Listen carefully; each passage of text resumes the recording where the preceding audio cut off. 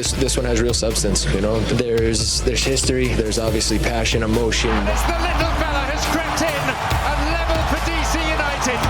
The biggest threat is ourselves. San Jose with another Cali Clasico where they find 3 goals. And still Rui Diaz, a piece of perfection from the Peruvian. I keep looking at the rankings and there's teams below us in the league with less wins, less thing.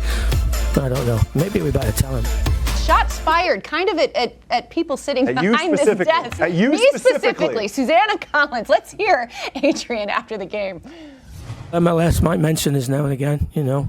Obviously, I keep looking at the rankings and there's teams below us in the league with less wins, less thing. I don't know. Maybe we better tell him, send him a ticket, tell him, show him where we are. That would be nice, I think. Although, there is 3 experts at MLS.com. Last time I looked, anyway. First of all, it's MLSsoccer.com. If you're going to give the plug, please.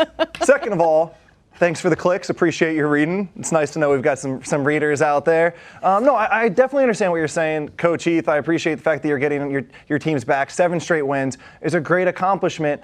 But going back to what we said earlier about San Jose and the performances compared to the results, I still don't think that you could look at this Minnesota United team compared to a San Jose, compared to a Dallas, compared to an LAFC, or a Philadelphia, or a Red Bulls, or NYC in some matches, and just the way those teams work as 11 players, the coordination, the ideas, the aggressiveness, both on and off the ball. And yes, Minnesota has very talented players, been getting good results, but I still don't see the overall team play that puts them in the top tier. Hopefully we're proven wrong, because this Minnesota team has shown that they have a high ceiling with Quintero and Rodriguez working together and Ozzy Alonso and Ike Opara down the spine. But I still think it's okay to say while you're winning games, your soccer hasn't been as convincing or as high quality as some of the other teams in the league. I think what he's taking issue with is the power rankings too, which is a dangerous thing to get sucked into, because those things are a little bit irregular, shall we say, sometimes, and can fluctuate. I think that's kind of the... You're not a power rankings guy? It's kind of the point of the power rankings, right? Is to like get you going, to try and like hook somebody on, and I think that's a character of that. But I think, look, we saw this last year with Francisco Calvo, who came out and spoke after some poor results, saying that his team wasn't getting enough respect. And that wasn't received well at all. And I think rightly so. I was critical of a captain stepping out and saying, we deserve more respect when we're not living up to our performances. Sure. But I actually don't have a problem with Adrian Heath doing this here. And I could see this going a long way in the locker room as well, because look, they have been overlooked in some respects. If you look at their last 7-8 games, the amount of goals they've scored, the way they've been able to score by committee, and then defensively, if you look at the moves this club has made, they deserve a lot of credit, bringing in Ike Opara, bringing in Ozzy Alonso, Mettenair, Manone, 6 shutouts. They gave up 70 goals last year, 71 the year before, only 29 right now. That's right in the middle of the pack as far as playoff contention. So I don't have a problem with Adrian Heath stepping up. I hope he wasn't mentioning me, but if he was, I'll understand. Two things. You had them in the playoffs, though. I did. I picked them. I had them in the playoffs. I have had them in the playoffs since day one. Coming back. Adrian Heath. I'm just saying. Also, I just want to throw it out there that I'm a little flattered that Adrian Heath is paying attention to all of our content. Noted soccer expert Susanna Collins. It's all directed at me. Let's be honest. All right. Well, here's a look at the Western Conference standings. With the win today, Seattle leapfrogged up to 2nd, but Minnesota right there in 4th on 33 points. There it is.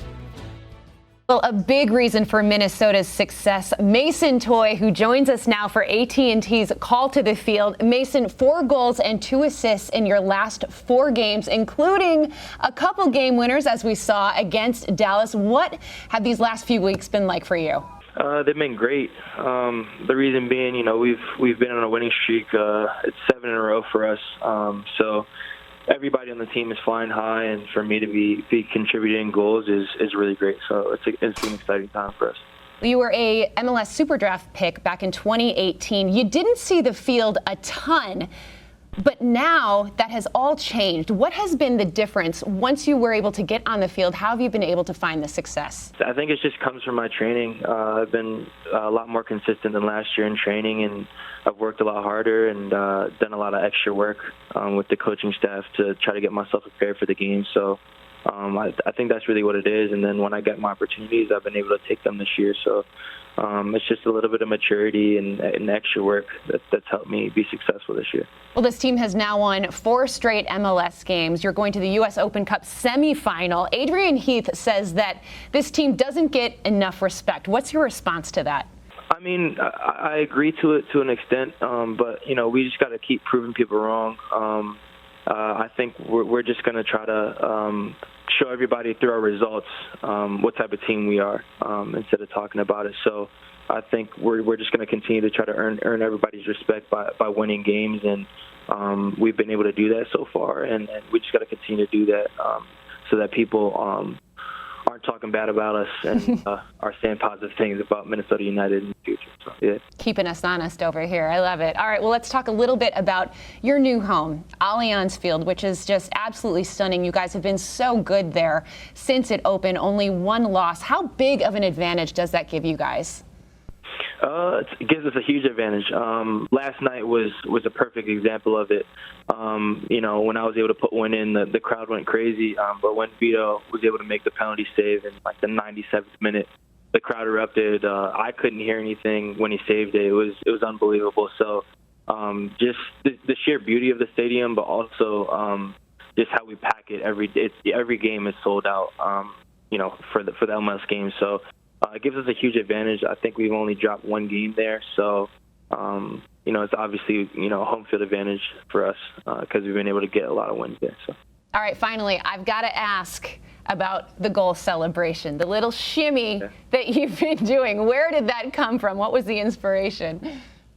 It was in the locker room before our game against Houston in the Open Cup, and me and my teammate Chase Gasper were just goofing around, and he brought up the idea of doing like a little maraca, like, you know, using maracas and dancing with them. And I scored that game, and I did it, and I kind of caught on, and I've just been doing it ever since. So I have my own little celebration. So it's pretty cool. Well, we hope to see plenty more of those celebrations. Mason, congratulations on all the success, and thanks so much for joining us. Thank you.